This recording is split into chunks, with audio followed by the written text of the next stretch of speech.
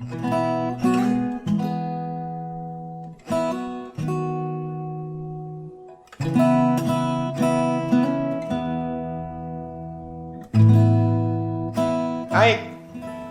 Pak Samuel Sanusi, calon pendeta. Terima kasih karena restoran terkenal di Melbourne dibuka. Nah, saudara-saudara yang akan ke Melbourne suatu hari nanti, di Melbourne ini ada 2 restoran Indonesia yang namanya sama-sama nelayan. Satu di kota Swanston ya, di Swanston Street. Nah, ini yang kedua di Houghton, Glen Ferry Road-nya. Oke, nah ini restoran Indonesia yang 2 minggu lalu dikunjungi oleh Menteri Sandiaga Uno. Wih, luar biasa. Tepuk tangan buat Pak Sanusi. Ya, malah sudah. Ya Pak Bambang, Bu Ika, terima kasih karena kami ngacak-ngacak rumahnya. Boleh nginep di sana. Yang mana Pak Bambang? Nanti akan disyuting ke sana ya. Terima kasih kepada semua saudara yang hadir. Maaf, ini kok jadi panas ya? Panas. Buka ya, enggak tahu angin enggak? Buka sedikit ya. Oh, AC-nya jangan, buka aja supaya lebih seger. Makasih Win. Nah, begitu ya. Baik, maaf. Jadi sabar dulu. Ini ngikuti dari Belanda, Eropa ada, dari Amerika ada, Australia juga berapa. Oh, terima kasih. Udah. Makasih gede. Udah. Oh, dibuka. Oh, AC aja. Oke, ya udah. Baik, siap belajar firman Tuhan? Nih, kok enggak nyaut? Siap belajar firman Tuhan? Enggak siap, awas dong makan soto ayam gitu. Maaf ya. Baik. Ya. Saya akan memulai dengan konsep ini. Selama ini, ya dengar baik-baik, selama ini antara Tuhan dengan kita, siapa yang lebih sibuk mengadukan apa kepada siapa? Saya ulang, oh pinter jawabannya. Oke, saya ulangi lagi ya, supaya yang sudah kelamaan di Australia masih ingat bahasa Indonesia. Selama ini yang terjadi dalam hubungan kita dengan Bapa di surga, perhatikan, siapa yang lebih sering mengadukan apa kepada siapa? Nah, 100% jawabannya betul. Saudara dapat hadiah, tapi beli sendiri. Ternyata selama ini ada suatu kesalahan dan tidak seimbang. Ternyata saudara, saya nggak berkata kita loh, kalau kita berarti saya ikut-ikut. Saya enggak. Ternyata saudara yang lebih sering mengadukan apa-apa kepada Bapa di surga. Loh kok enggak jawab? Tadi bilang iya, sekarang diam. Betul? Nah, mari kita lihat Alkitab. Ternyata justru Papa kita di surga yang harusnya lebih banyak mengadukan masalahnya kepada kita. Kok enggak ada yang ngamen? Bingung nggak? Loh, saya tanya, bingung nggak? Karena kita nggak teliti baca Alkitab. Saya mulai dengan Nuh. Ya, karena kalau kita lihat kitab Kejadian, pasal 1, Tuhan mengisi kembali dunia yang sudah dirusak oleh iblis. Ingat ya, Kejadian pasal 1 itu bukan Tuhan menciptakan langit dan bumi. Langit dan bumi sudah selesai diciptakan di ayat pertama. Tapi dihancurkan oleh Lucifer yang dilempar ke bumi. Maka itu di ayat 2 dikatakan maka bumi kosong. Padahal tadi ada isinya. Nah, di situ dinosaurus itu ada di ayat 1. Bumi kosong, chaos bahasa Inggrisnya. Nah, kalau chaos, kacau, berarti ada yang mengacaukan enggak? Nah, Lucifer gitu. Kalau ada kata kosong, berarti tadi sudah ada isinya belum? Boleh jawab dong. kalau dari tadi kosong, nggak usah dikasih tahu kosong. Memang dari sononya sudah kosong. Dan ketika ayat 2 ditulis bumi kosong. Berarti tadi ada isinya. Lah kemana isinya? Ini. Jawaban dari ilmu pengetahuan. Ada fosil-fosil binatang purba. Itu di ayat 1 dan ayat 2. Antara ayat 1, ayat 2. Lalu terjemahan yang betul. Bumi berubah bentuk.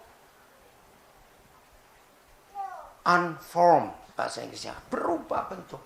Loh kok kenapa berubah bentuk? Ya karena diacak-acak oleh setan itu. Lalu ada firman. Dan roh Tuhan melayang-layang di atas permukaan air. Kenapa? Karena jadi banjir besar waktu itu. Nah kata roh Tuhan melayang-layang di atas permukaan air. Bahasa kerennya Tuhan menginspeksi apa yang rusak. Maka itu ayat 3. Tuhan tidak menciptakan langit dan bumi lagi. Sudah ada. Jadi ayat 3 sampai ayat 26. Papa kita tidak menciptakan langit dan bumi lagi. Dia mengisi dengan tumbuh-tumbuhan baru, binatang baru. Karena yang lama sudah dirusak. Jadi bukan penciptaan. The creation of the universe itu hanya ada di ayat 1. Ya. Maka itu mulai ayat 3. Jadilah terang. Bukan jadilah langit dan bumi lagi. Terang. Dan seterusnya. Nanti baca ya. Nah. Dari situ manusia dilahirkan. Sampai pada zaman Nuh.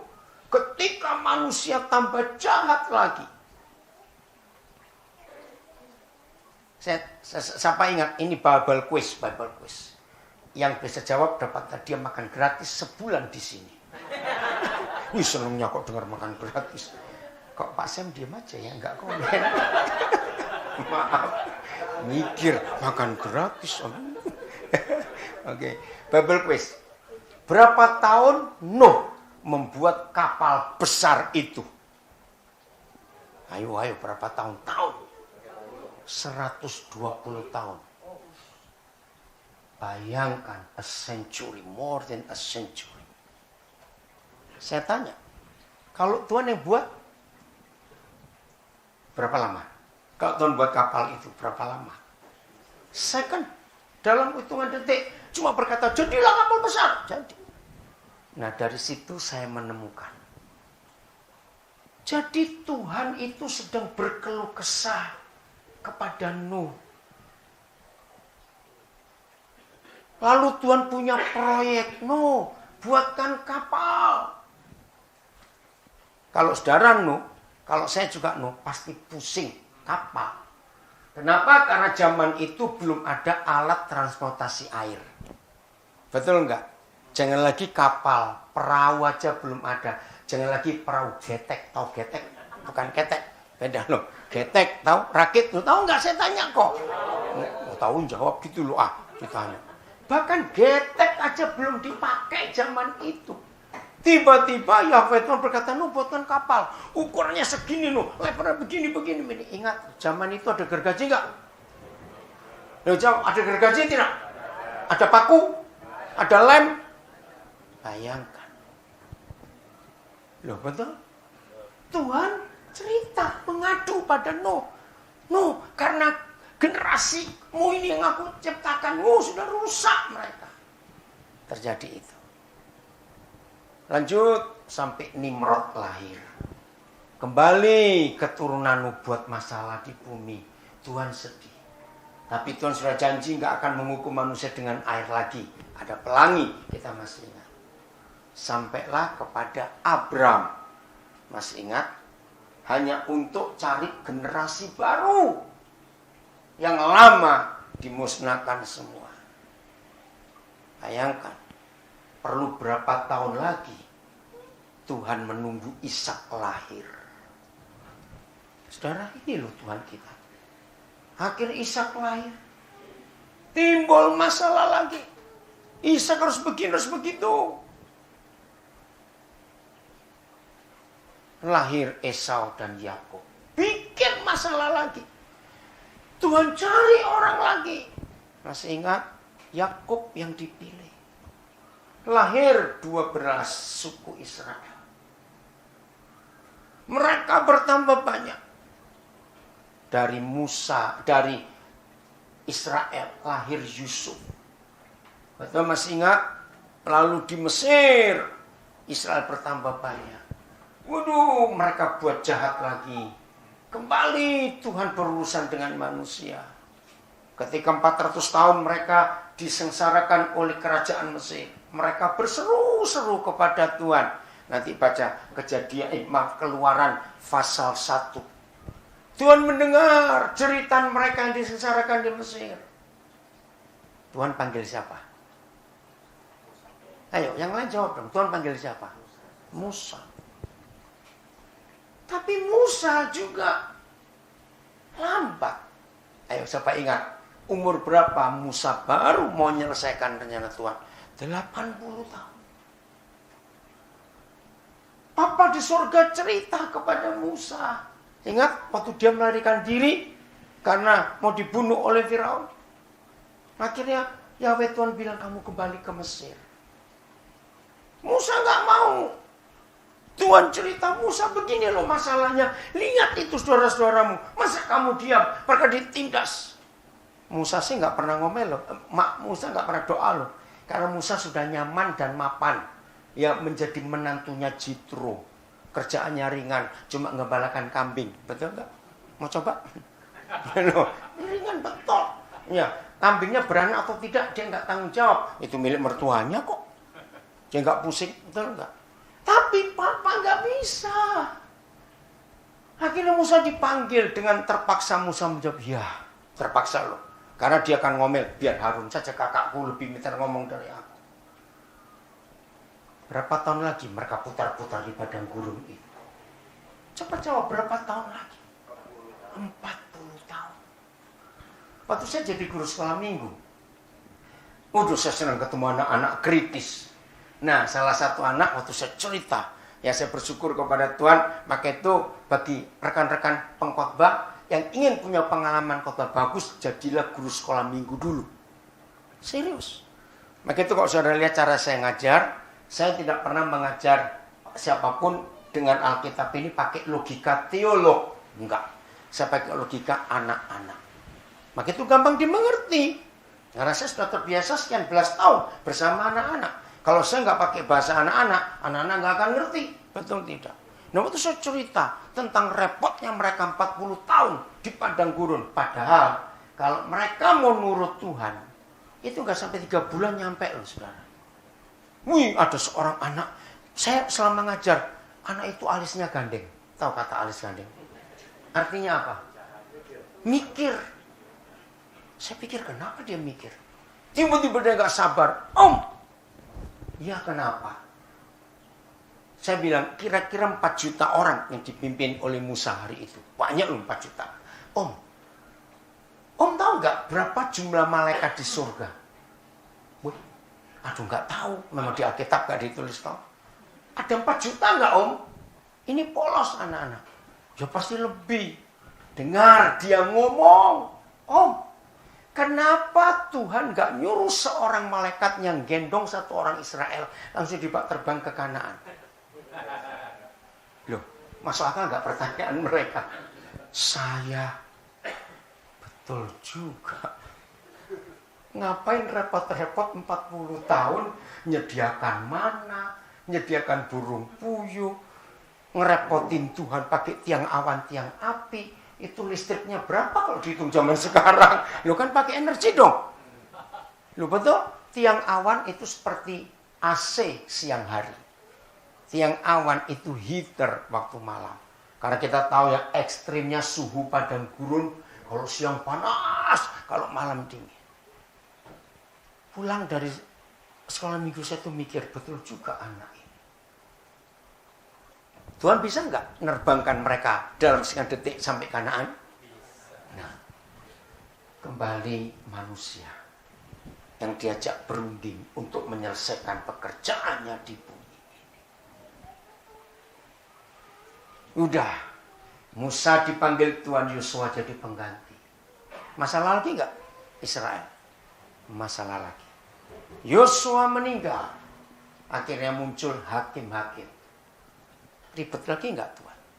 Lihat, setiap hakim-hakim yang dipakai oleh Tuhan, Tuhan menceritakan bebannya, masalahnya dalam hatinya. Ini bagaimana Israel ini. Maka itu tolong mulai malam ini, mulai hari ini, ya di Amerika masih subuh, yang di Eropa siang. Coba cari. Hampir kita tidak pernah mendengar saudara kita itu. Daud, Samuel, siapa-siapa. Itu yang berkeluh kesah tentang dirinya, masalah keluarganya, masalah hidup, masalah apa. Hampir kita nggak pernah. Tapi justru Tuhan yang banyak mengadu kepada orang-orang yang dia panggil. Betul atau salah kalimat ini? Sampai nabi-nabi muncul. Dan terakhir Nabi Maleaki. Maka selesailah perjanjian lama. Jujur. Sampai perjanjian lama tertutup di kitab Maleaki. Tolong jawab pertanyaan saya. Tuhan gagal atau berhasil? Gagal. Nah ini yang saya kaget. Kenapa? Tuhan bisa gagal? Lu jawab, buktinya iya atau tidak? Nah, kekristenan itu rusak.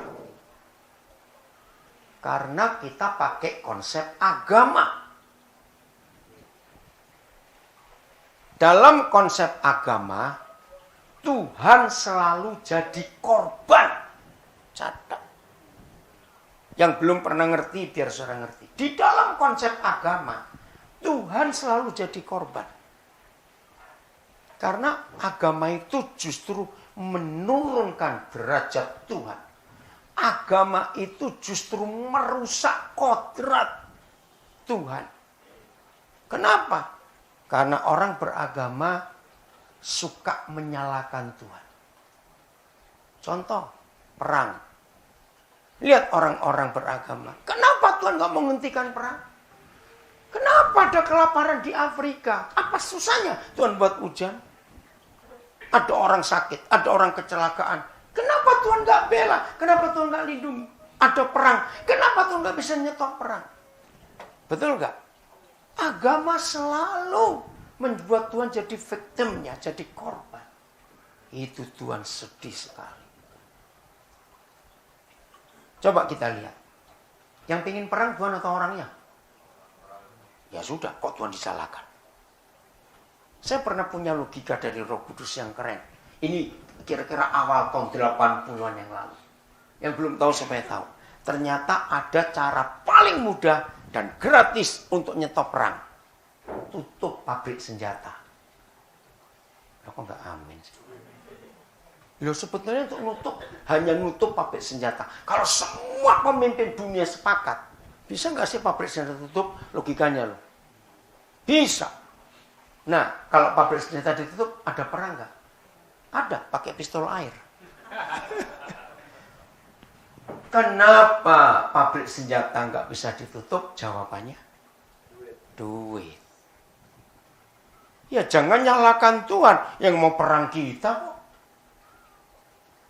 Contoh, ada orang mau cerai, mari kita doakan supaya keluarga itu nggak cerai. Woi, kita teriak, Tuhan tolong Tuhan supaya mereka nggak cerai. Tuhan tuh pusing mendengar teriakan-teriakan kita. Karena dari dulu dia sudah nggak pengen orang cerai, malah dia benci loh. Aku membenci perceraian. Nah, jadi Tuhan lagi disalahkan. Padahal mau cerai kita orang itu. Harusnya gimana kalau ada orang cerai? Kita datang kepada mereka berdua suami istri, ajak duduk, baca hukum-hukum pernikahan yang ada di Alkitab. Tanya suaminya, tanya si istri. Mana yang kalian lakukan dan mana yang kalian langgar. Setelah kita tahu pengakuan mereka, setelah kita baca semua, baru kita sampaikan. Ayo kamu berubah. Betul tidak, saudara? Nah, itu kekristenan. Kalau agama tidak, dikit-dikit nyalakan Tuhan. Dikit-dikit nyalakan Tuhan. Nah, dari sini konsep yang saya katakan sejak awal tadi. Antara Tuhan dengan kita dan kita dengan Tuhan, siapa yang sering ngadu kepada siapa? Ternyata kita yang sering ngadu kepada Tuhan. Padahal Tuhan itu membutuhkan kita. Dia mau mengadu kepada kita tentang banyak hal yang belum selesai di bumi. Saya percepat. Ini satu-satunya alasan kenapa saya mau ke Papua. Seperti banyak saudara tahu. Ya, tahun 90 atau 89, ya, saya itu sudah punya PR Australia. Tapi ketika 91 tuntutan Papua makin besar, maka saya harus serahkan kembali PR itu. Karena saya nggak bisa memenuhi kuotanya. Waduh, yang beri saya sponsor gereja di Sydney marah-marah. Saya bilang, nggak apa-apa, kamu marah berwajar. Tapi asal saya nggak dimarahi Tuhan, saya bilang begitu. Akhirnya dia juga mau apa? Nah, bayangkan. Saya sudah mapan tinggal di Amerika. Saya sudah mapan di Eropa. Nah, hari itu, bulan Agustus tahun 89. Tuhan bicara kepada saya lewat buku From Jerusalem to Irian Jaya. Kamu ke Irian. Siap. Nah, itu Agustus 89, maka April 90 pertama kali saya ke Irian, ke Jayapura. Karena Tuhan mengadu kepada saya. Pap, Irian tuh lagi begini, lagi begitu, Daniel. Oke, saya siap berangkat. Itu salah satu. Maka itu gereja yang adalah rekan sekerja Kristus. Coba buka 1 Korintus 3 ayat 9. 1 Korintus 3 ayat 9. Kalimat pertama saja kita baca dulu. Bapa, ampuni kami sebagai anak-anak-Mu. Tuhan Yesus, ampuni kami sebagai murid-murid-Mu dan rekan sekerja-Mu. Yang seringkali kami salah. Kami hanya pintar mengadu. Pintar melaporkan persoalan-persoalan kami kepadamu. Padahal ternyata Tuhan yang lebih banyak ingin membicarakan banyak hal kepada kami. Hari ini kami mau berubah. Udah, kalimat pertama. Baca bahasa Indonesia dulu ya. Kalimat pertama saja. 1, 2, 3. Karena kami yang kuat. Mana suaranya? Ulang. Suara makan satu ayam, jangan lupa. 1, 2, 3. Stop. Ya, bahasa Inggris ya. Ayo. Wow, for we are both God's workers. Oke, kita bongkar. Teman sekerja atau partner. Walaupun dalam hukum bisnis, semua partner itu naruh saham, itu nggak selalu sama. Betul tidak? Ada jumlahnya masing-masing. Tapi yang saya mau tanya kepada saudara, walaupun jumlah sahamnya nggak selalu sama, tapi dalam sistem kerja, apakah yang taruh saham lebih banyak kerja lebih sedikit, lalu yang taruh saham sedikit kerja lebih banyak? Jawab, begitu tidak? Tidak. Harus sama-sama, equal. Harus sama-sama kerja. Nah, dari ayat ini, saya tanya kepada semua saudara, mikir apa dalam hubungan kita sebagai partnernya Tuhan? Pertanyaan kedua. Sebagai partner dalam bisnis atau bentuk apa saja. Bisa enggak yang satu berkata, kamu gak usah kerja, biar aku saja. Walaupun yang orang itu lebih banyak jumlah sahamnya. Bisa begitu enggak? Enggak bisa juga. Nah, saya tanya kepada saudara semua, yang termasuk yang di rumah. Jadi, Tuhan enggak bisa kerja sendiri tanpa partnernya. Katakan amin. Nah, ini yang kita mau pelajari. Maka itu tadi saya awal bertanya. Yang betul, hubungan kita dengan Bapa di surga dan hubungan Dia dengan kita, harusnya siapa yang mengadu kepada siapa tentang apa? Ayo hari ini kita merubah konsep kita. Saya yakinkan dulu, pasti ada yang bertanya, tapi aku juga punya masalah, aku ini punya begini. Oke, saya tanya dulu. Siapa yang percaya konsep ini? Kalau hidup kita ini benar-benar taat. Kalau hidup kita ini benar-benar, ya, nggak melukai hati Tuhan. Nurutlah, pokoknya atas apa saja yang dia minta kita lakukan. Ya, hidup kita lurus-lurus. Pertanyaan saya, percaya nggak Papa di surga tetap akan tahu yang kita butuhkan tanpa kita perlu berdoa kepada Dia? Pintar semua. Betul? Karena ada ayatnya, Matius 6 ayat 32. Akan tetapi Papamu yang di surga tahu bahwa kamu membutuhkan semuanya itu. Nah, sekarang saya balik pertanyaannya. Jadi, kalau ada orang Kristen kebanyakan sembahyang, berarti hidupnya loh. Bukan. Jadi, oke, berarti belum ngeh. Jadi saya ulang-ulang ya. Saudara, tadi kan sudah jawab.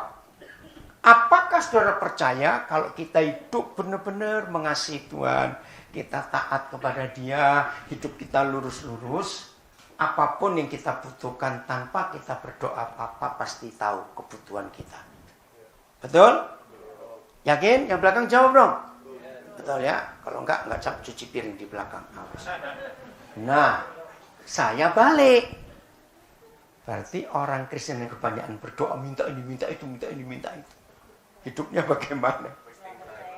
Bukan cuma wasting time, bukan cuma orang percaya. Nggak beres. Nggak benar. Maka itu perlu meyakinkan Tuhan. Maka itu kekristenan bukan agama, tapi hubungan Papa dengan anak-anaknya. Walaupun tidak semua kita punya anak, tapi konsep ini tahu. Anak yang manis, anak yang nurut, anak yang menyenangkan papa mamanya. Yakin kalau mereka butuh apa-apa, papa mama tahu, mereka nggak usah minta, papanya beri. Lu yang punya anak lo, ya sudah. Jadi yang perlu kita bereskan bukan berapa jam kita nambahi doa, bukan pakai kata-kata apa. Maka itu saya paling gak suka kalau ada orang berdoa diakhiri, Tuhan, dengarkanlah doa yang kurang sempurna ini. Pernah dengar doa seperti itu?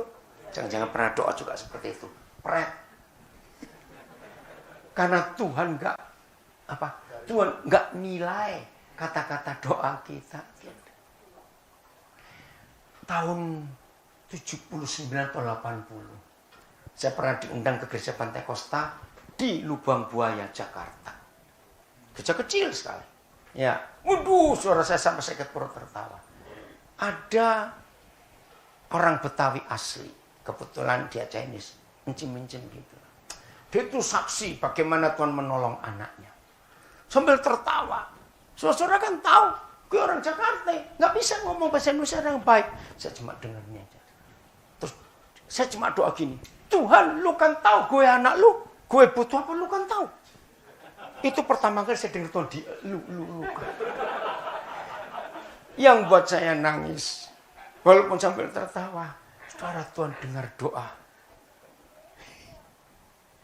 Tahun 81 pertama kali saya ke Amerika.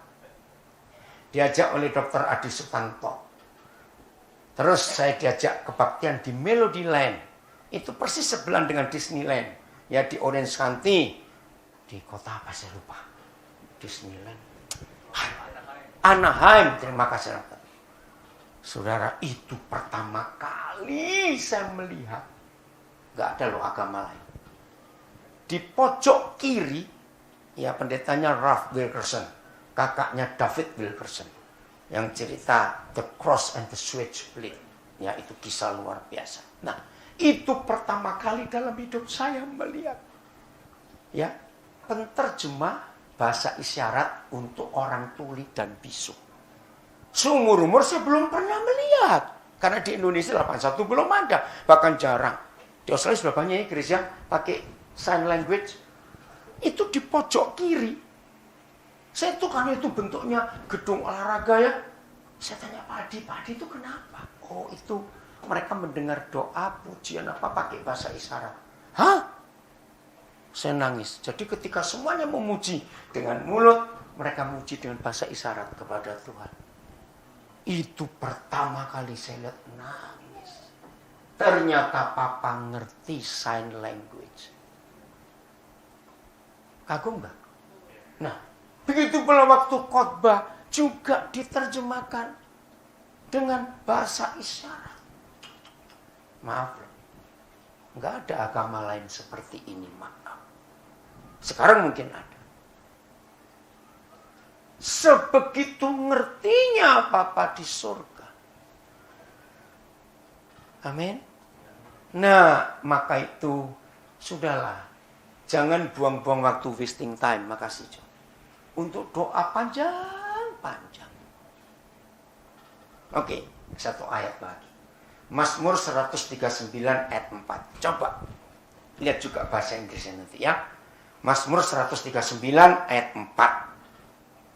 Ini loh Papa kita. Ya, jadi saya ulangi lagi dari awal tadi saya katakan. Antara kita dengan Papa dan Papa dengan kita. Siapa yang sebetulnya, ini menurut Alkitab ya, siapa yang sebetulnya lebih banyak mengadu apa kepada siapa? Kita sudah jawab semua. Udah 139 ayat 4. Baca Indonesia dulu. 1, 2, 3.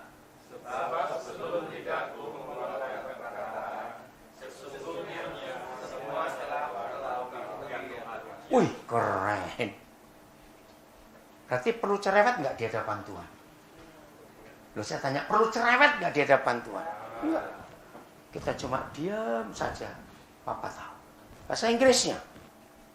Ayo. You know what I am going to say. Ya, you know what I'm going to say. Jadi belum ngomong. Terus? Even before I say it. Ayo kita mulai berubah hari ini. Justru seharusnya kalau kita lagi bersekutu dengan Tuhan dan Tuhan ngajak kita bersekutu dengan Dia, yang cerewet harusnya Tuhan. Oh enggak, amin. Karena banyak proyeknya yang belum selesai. Inilah konsep partner, his co-workers. Maka itu kalau pagi-pagi kita bangun, jangan lapor Tuhan saldoku kurang Tuhan. Hari ini saya bayar mortgage Tuhan. Oh sebegini. Nggak usah kasih tahu Tuhan tahu. Harusnya kalau pagi-pagi kita bangun, kita ngomong, Papa, aku dapat tugas apa? Oh enggak, amin. Telat lagi. Harusnya kalau pagi-pagi kita bangun tanya, Papa aku harus buat apa hari ini? Ini yang hampir gereja tidak pernah ajarkan. Karena cuma sibuk minta. Maka itu khotbah-khotbah seperti itu mencetak kita menjadi perampok surga. Wih, kok gak enak betul. Tapi memang. Apalagi yang suka doa ungkit-ungkit. Tuhan gak ingat kalau gak ada nenek saya gereja ini gak jadi. Pernah tahu dengar cerita begitu? Gereja ini ada karena nenek saya. Udah. Terus ungkit-ungkit Tuhan masa lupa. Saya tuh gak pernah telat memberi persepuluhan. Dan banyak lagi. Kalau kita sedang kecewa dengan Tuhan, kita ungkit-ungkit. Coba baca ayat ini. Banyak pendeta mata duitnya nggak pernah tahu ayat ini. Roma 11 ayat 35. Wih, ini ayat sadis. Baca berapa terjemahan. Orang ngerti bahasa Sunda, bahasa Jawa, bahasa Batak, bahasa Karo, Toba. Baca semuanya. Bahasa Dayak, bahasa Bali. Ayo semuanya. Ya, ini ada orang Bali 2 di sini semuanya. Udah? Roma 11 ayat 35. Ayo baca bahasa Indonesia dulu. 1, 2, 3. Dan? Ngerti nggak firman ini? Siapa yang pernah memberi sesuatu kepada Tuhan, lalu Tuhan diminta untuk mengembalikannya, artinya apa? Loh, dia nggak pernah minta, dia nggak butuh. Coba saya tanya jujur, mana lebih mudah kita memberi hadiah orang miskin atau orang kaya? Mana lebih mudah? Kalau orang kaya kenapa? Nah, seperti itu Tuhan. Jangan coba-coba nyuap Tuhan dengan harta kita. Itu pendeta-pendeta mata duitan yang ngomong duit terus. Maaf. Jelas nggak? Coba lihat bahasa Inggrisnya. Ayo lihat bahasa Inggrisnya. And who has given him so much that he Pelan-pelan. And who has given him so much, then he needs to pay it back. Why? Then he need to pay it back. Seorang Surabaya, kalau sampai ada yang ngajar, beri saudara, Tuhan beri dasmu kono. Itu aja bahasa Surabaya. Yang nggak ngerti nggak usah tahu. Saya marah loh. Pendeta-pendeta memompa-mompa jemaat untuk beri. Enggak salah. Apa yang kita bisa beri kepada dia? Dia bukan hanya punya segala-galanya, dia bisa buat segala-galanya. Loh, betul nggak mau beri apa? Ayat kedua tentang memberi. 1 Timotius 6 ayat 5. Wah, ini keren juga ini. Maka itu saudara, kalau saudara masih bergereja yang pendetamu bilang duit terus cepat keluar. Karena itu salah besar khotbah uang itu. Nggak ada di Alkitab. 1 Timotius 6 ayat 5. Bahasa Indonesia dulu. 1, 2, 3.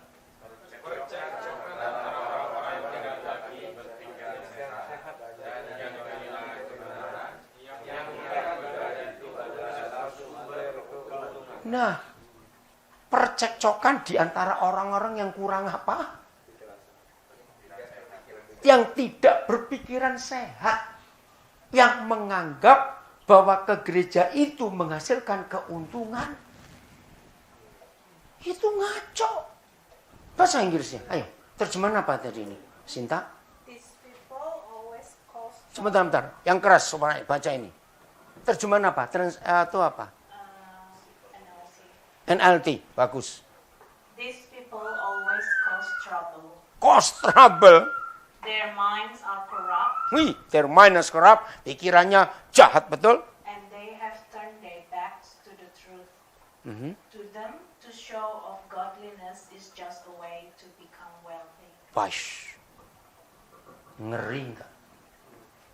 Maka itu prosperity gospel itu dari neraka dan dari setan. Teologi kemakmuran yang hanya menekankan beri supaya kaya, beri. Itu dari Amerika yang merusak, saudara. Lihat ayat ini. Tolong sampaikan kepada, kalau saudara punya teman pendeta khotbahnya duit terus, suruh baca 2 ayat ini. Ih, ngeri. Jadi urusan dengan Tuhan, jangan istilahnya transaction fellowship. Transaksi. Itu kejam, najis, dan jahat di mata Tuhan. Jadi hubungan kita dengan Bapa bukan hubungan transaksional. Tapi hubungan keintiman. Nggak ada urusan dengan wealth. Nggak ada urusan dengan duit. Maka itu saya menemukan di Alkitab, untuk kaya itu nggak perlu Tuhan. Katakan amin yang kencang. Lihat faktanya. Tengok keluar. Orang-orang kaya di dunia itu yang Kristen cuma 0,00 sekian persen. Betul nggak? Yang kaya-kaya itu nggak kenal Tuhan. Lihat Tiongkok. Bencinya kepada Tuhan luar biasa. Tapi mereka sukses. Maka itu saya mengajarkan. Kalau memang ingin kaya, saya punya 3 cara kaya tanpa Tuhan dan rajinlah berdosa, tetap akan kaya. Mau resepnya enggak? Gratis saya kasih. Cuma 3 kok. Sam, serius Sam ini. Cuma 3 untuk kaya. Enggak usah Tuhan, enggak usah puasa, enggak usah memberi perpuluhan. 1, dapat warisan mendadak.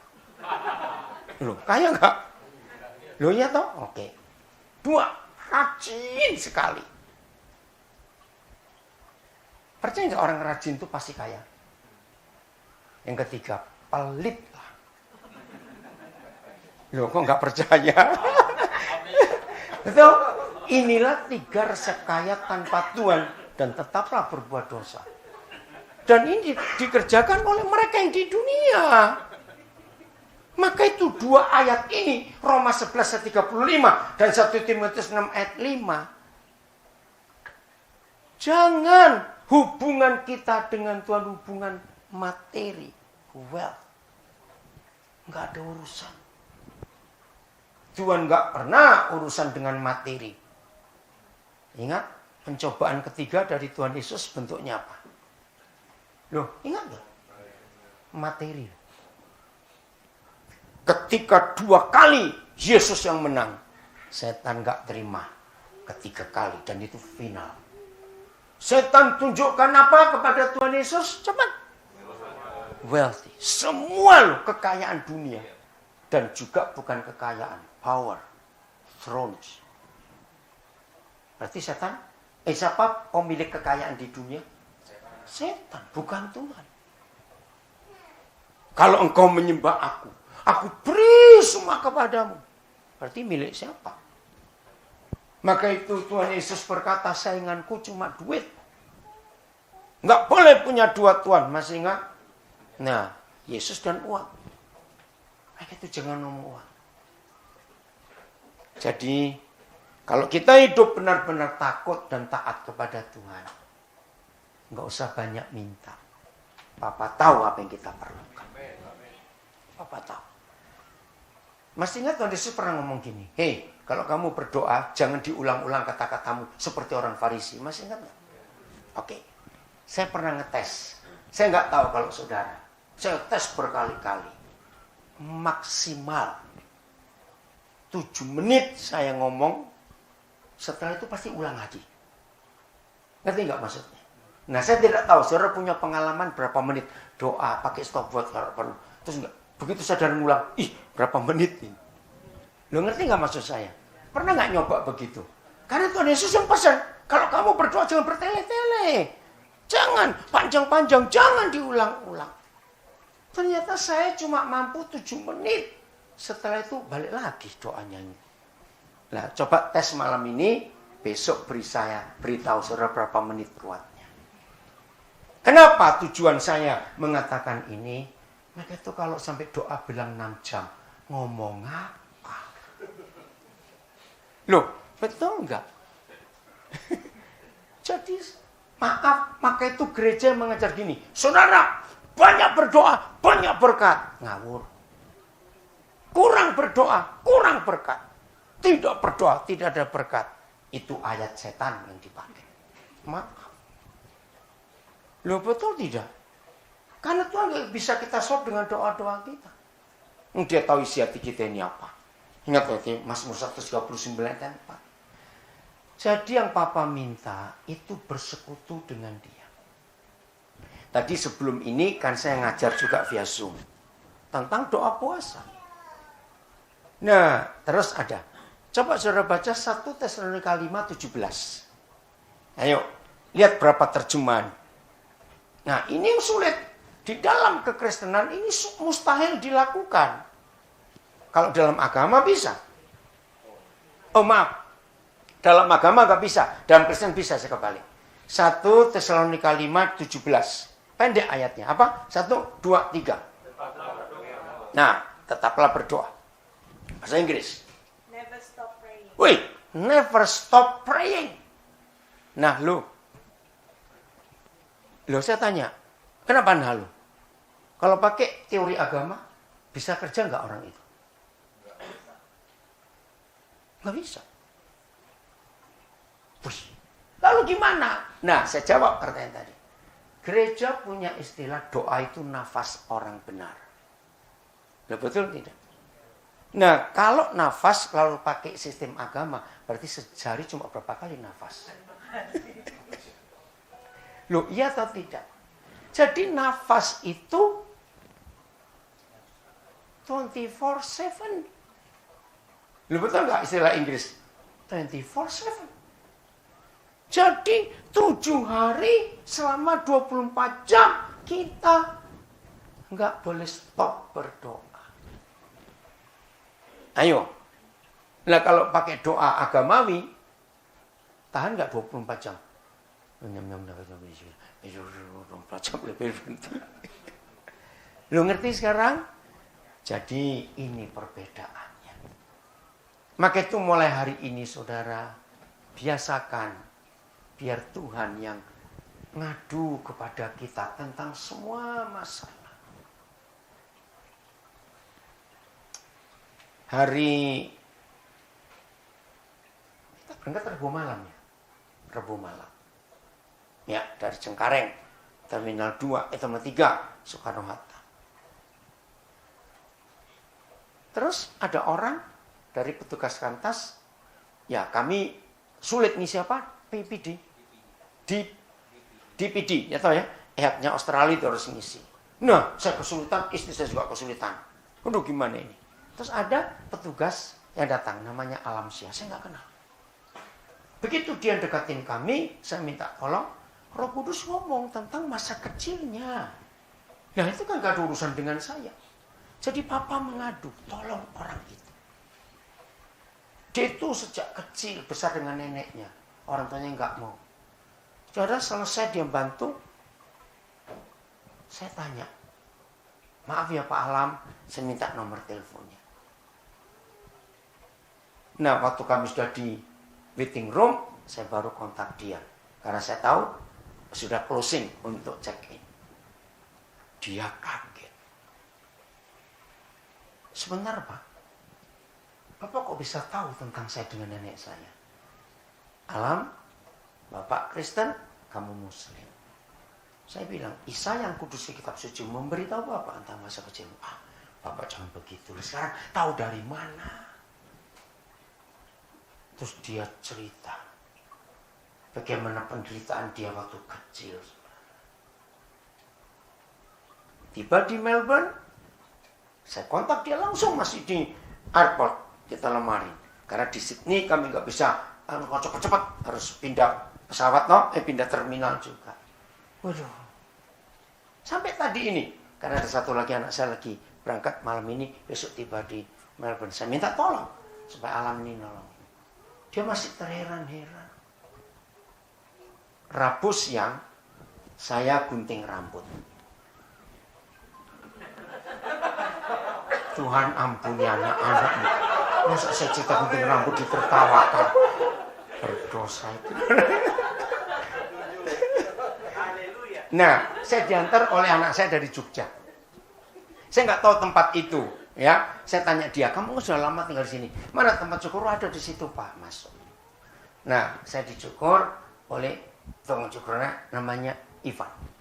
Tapi yang Tuhan bicara kepada saya, office boy-nya yang nyapu bekas rambut itu loh. Oh ya, ada apa dengan dia? Namanya Afrial. Udah selesai saya cukur, saya minta nomornya Afrial. Kenapa Pak? Saya di mana? Oh, ada di situ. Ya, enggak, WA-nya. Saya bilang, ada apa dengan masa kecilmu? Kenapa? Ya mudah-mudahan ini ada di sini, coba saya. Oh, ada. Bentar. Mudah-mudahan WA-nya ada di sini. Maaf ya. Oh, ada di handphone yang satu, maaf. Nah, saya tanya dia. Dia nggak percaya. Pak, masalah saya ini hanya satu orang yang tahu di dunia ini. Sebenarnya Bapak ini siapa? Kok bisa tahu masalah saya? Nah, saya kan nggak berdoa kepada alam syah. Saya nggak berdoa minta Tuhan, siapa orang itu? Tuhan yang berurusan, tolong dia. Nanti ya, setelah selesai, handphonenya saya akan tunjukkan. Bayangkan. Dan itu yang saya alami sekian tahun saya hidup dengan Papa di surga. Maaf, dia yang lebih banyak mengadu kepada saya tentang orang ini, orang itu, tentang begini, tentang begitu. ini selama lebaran ini ya puasa saya beli banyak sarung saudara. Puluhan. Saya bagikan kepada satpam yang saya kenal di beberapa tempat. Saya beli banyak kue-kue lebaran. Ya, saya kirim kepada satpam, sudahlah banyak. Kemarin saya kirim di apartemennya anak saya itu 90 toples. Kami baru pindah, dapat pinjaman apartemen di Center Park. Saya beli 60 toples itu, suruh bagi. Karena apa yang nyuruh? Itu cara hidup. Dan kalau sudah lebaran begini, sopir taksi yang saya kenal yang urus gerakan, coba kontak, kirim THR semuanya. Aduh, saudara, mereka senang sekali dengan itu. Ngerti? Pertanyaannya, kapan terakhir kali Papa di surga ngajak saudara, dia mengadu tentang orang ini, tentang orang itu, tentang siapa harus kita tolong. Maka itu di konteks saya supir taksi banyak sekali. Tukang parkir, cleaner di toilet-toilet umum, itu koleksi saya untuk saya kontak mereka. Dan itu luar biasa. Maka itu hidup sangat diberkati, saya sangat bahagia. Walaupun saya sudah ada di luar Indonesia, sekarang sudah, apa istilah M-Banking atau apa ya? M-Banking online ya. Ya itu gampang sekali untuk kirim. Dan Tuhan tahu. Oke, saya stop dulu. Ada yang mau tanya? Cepat. Ika, soto masih ada enggak? Masih ada. Jangan khawatir, masih lapar, makan. Oke, ini cuma menghibur aja. Yang di rumah cari makan sendiri. Ada yang mau tanya? Cepat. 2 orang, cepat. Yang dari ruang sini, belakang saya. Dari sini. Ayo. Mendengar firman ini, saudara mikir apa? Ayo. Tanya istri saya, mumpung dia di sini. Saya doa itu nggak pernah bertele-tele. Karena lebih banyak Tuhan yang ngomong. Oke, Erwin. Den. Bagaimana kita tahu? Nggak dengar. Bagaimana kita bisa tahu batas dari keterbatasan kita sendiri untuk membantu orang lain? Iya, awas deh. Oke. Ya, tahu ya. Woi, pertanyaan bagus. Bagaimana batasnya kita bisa membantu? Oh ya, terima kasih John. Membantu orang lain. Jawabannya gampang. Kalau Papa tahu hati kita nggak pelit, dia pasti ngajak kita kerjasama. Tapi kalau Papa tahu kita pelit, nggak mungkin Tuhan ngajak kita kerjasama dengan dia. Pasti kita bertengkar dengan Tuhan. Lo ngerti nggak? Maka itu saya punya konsep ini. Orang egois dan orang pelit. Doa puasa 40 hari kali sekian. Tuhan pakai aku. Tuhan pakai aku. Malaikat yang jawab. Peret. Loh kenapa? Bagaimana orang egois dan orang pelit mau dipakai Tuhan? Orang egois itu 24 jam untuk ngurus dirinya dan lemarinya nggak selesai. Belum ngurus alisnya. Maaf, jangan tersinggung. Loh betul tidak? Jadi kapan punya waktu? Itu jawabannya Erwin. Kenapa Tuhan gampang bicara kepada saya? Itu tadi. Saya dapat berkat, saya ini bendahara. Nah yang punya uang yang nyuruh kasih sana, kasih sini, kasih. Ya saudara kasih dong. Ayo kalau saudara punya bendahara. Uangnya siapa? Kalau bendahara yang saudara punya. Ya uang saudara toh. Tapi bendahara tolong keluarkan. Jangan kasih sayang. Kok tertawa? Kira-kira saudara pecat gak bendahara kayak begitu? Loh ini cuma ngomong. Jelas Min? Nah, jadi gak usah doa puasa untuk mendengar suara Tuhan. Gak usah kelamaan. Pokoknya kalau Tuhan tahu kita nggak egois dan nggak pelit, Tuhan pasti bicara kepada kita. Maaf loh saudara, ini orang-orang heran lihat saya. Dalam waktu 1 bulan lebih, belum 2 bulan, saya 3 kali loh bolak-balik Australia. Apa ini nganggur? Loh maaf, Betul tidak? Orang heran, balik lagi. Sampai tadi ada yang tanya, loh, kan jadi belum pulang sejak 2 minggu lalu. Sudah, saya bilang. Ya tadi ada yang tanya ya, sudah pulang? Sudah, saya bilang. Ini 3 kali. Tiba 9 Maret, 14 Maret saya balik. 26 Maret balik lagi. Pulang 19 April. Sampai Jakarta 19 April. Kok 5 menit nggak lawin? Belum mandi itu 5 menit. Tanggal berapa saya kemarin? Tanggal 20 berapa saya sampai lupa. 27 balik lagi ke sini. Nanti kami pulang tanggal 11. Putar sampai ke Sumatera. 27 Mei saya ke Amerika. Tanggal 6 Juni balik ke Indonesia lagi. Bukan kurang kerjaan, bukan pengangguran. Ini proyeknya Papa. Satu lagi ada yang mau tanya? Oke, Pak Johan, silakan. Yang kencang suaranya. Nah, melatih kepekaan, gak usah dilatih. Kalau Tuhan tahu kita nurut, dia ngomong. Contoh. Abram, kapan ngelatih kepekaan? Dia kenal aja enggak? Betul? Maria. Apa perlu dilatih kepekaannya? Enggak. Lah, kenapa Tuhan bisa pilih Maria dan pilih Abram? Itu tadi. Lah itu bandelnya itu loh. Diganti. Enggak.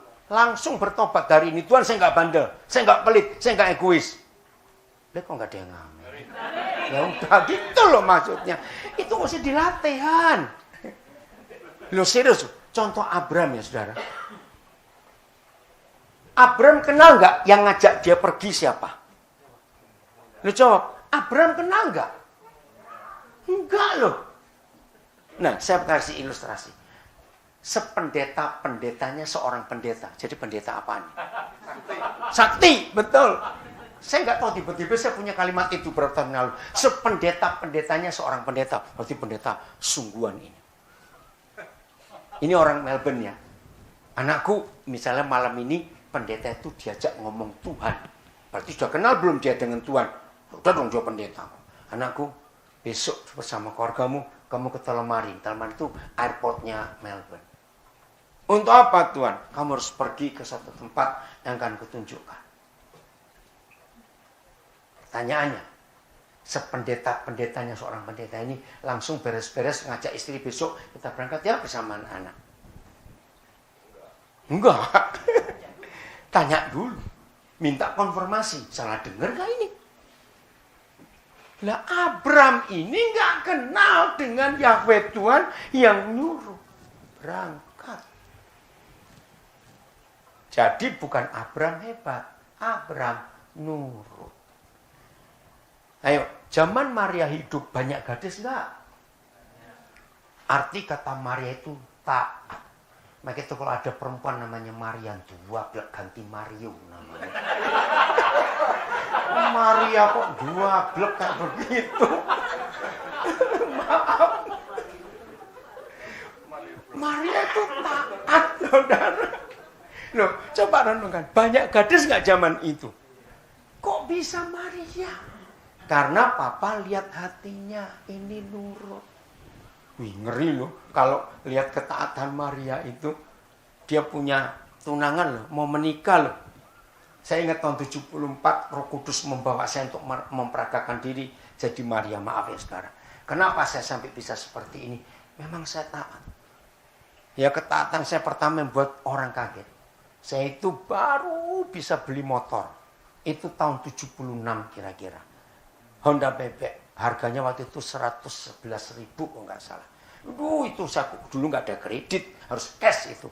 Saya kumpulkan uang saya dari pelayanan. Akhirnya bisa. Belum 2 tahun saya miliki motor. Tiap hari saya rawat, saya bersihkan. Aduh, pokoknya kalau habis pelayanan saya lap, pagi besok pasti sudah bersih. Satu kali saya ada di sebuah gereja kecil di pinggiran kota Surabaya. Namanya sebuah daerah Wonosari, Wetan Baru, Gang 7. Nomornya saya lupa. Itu di daerah situ Topo, masuk ke dalam daerah orang Madura. Saya lagi khotbah ini. Satu Roh Kudus bilang, Dan, nanti kamu pulang, kenapa enggak? Kamu pulang naik bemo, tahu zaman dulu bemo ya, belum ada taksi. Terus motormu kasih ke pendeta ini, namanya Soekarso Hadi. Sekarang anaknya yang jadi gembala saya kenal baik. Oh ya? Ya udah, saya nggak pakai tanya. Siapa yang ngomongin?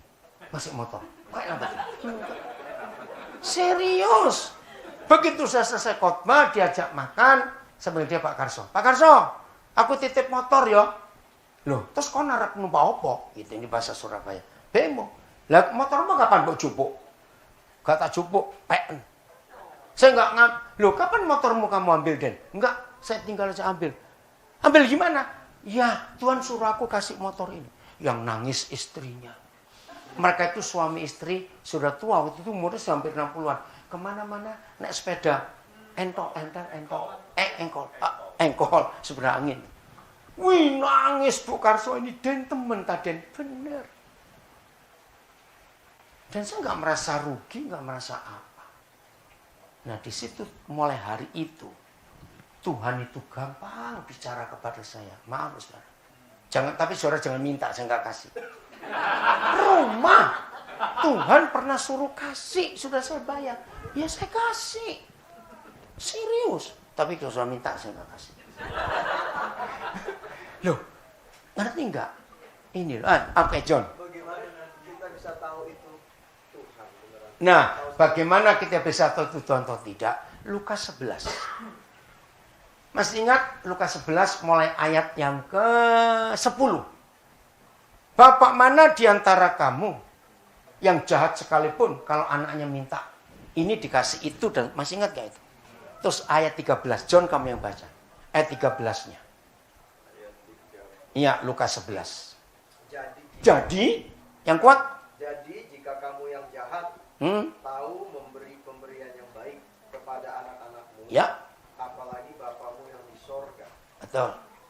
yang Akan memberikan Roh Kudus kepada mereka yang meminta kepadanya. Nah, ayat ini jadi pegangan saya. Yang saya tidak pernah ragu, kalau saya lagi bersekutu dengan Papa di sorga, tolong perhatikan. Kata bersekutu nggak harus duduk, pakai gitar, nyembah. Saya juga nggak bisa main gitar masalahnya. Atau lagi nungging, berlutut, sujud, enggak. Saya lagi jalan, tiba-tiba Tuhan bilang, kamu kasih orang itu. Saya lagi di WC bertakhta, selesai ini kamu urus ini. Saya lagi bersekutu. Nggak mungkin kalau kita anak-anaknya lagi bersekutu dengan Papa. Sekali-kali aku coba aku kasih Joni setan 2. Loh, begitu menurut ayat ini? Nah, kecuali saudara sedang doa di kuburan. Tiba-tiba ada suara, hai anakku. Langsung tengking, dalam nama Yesus. Doanya di kuburan. Dengar nggak ilustrasi ini? Jadi saya tidak pernah ragu. Walaupun saya pernah salah. Tapi kalau dibanding sekian puluh tahun saya berjalan dengan Papa, kesalahan itu cuma paling 2-3 kali saja. Wajar, namanya manusia. Jadi, jangan ragu-ragu kalau Papa memberi kita tugas, perintah, tes, ya. Itu pasti dia. Misalnya salah sekalipun. Nah, ini konsep yang saya kenal dari Papa di surga. Kalau suatu hari kita mengambil keputusan yang salah loh. Tetapi Papa tahu bahwa kita nggak tahu kalau keputusan itu salah. Ini saya kagum pada Papa di surga. Dia nggak akan nempeleng atau marah kepada kita. Tidak. Dia akan pelan-pelan nuntun kita. Sampai kita, salah. Nah, yang bikin jengkel Tuhan. Kita sudah tahu itu salah, kita tetap dablek. Ngerti fakta ini? Itu coba. Jelas? Ada lagi seorang. Ayo. Pak Sam kok senyum-senyum? Mau tanya apa? Enggak apa-apa. Ayo. Ayo, satu lagi cepat. Sebelum pada yang ngantuk, kasihan tuh kerja besok pagi-pagi kerja. Ada seorang lagi cepat. Will, ngerti Will? Ayo. Ada seorang lagi.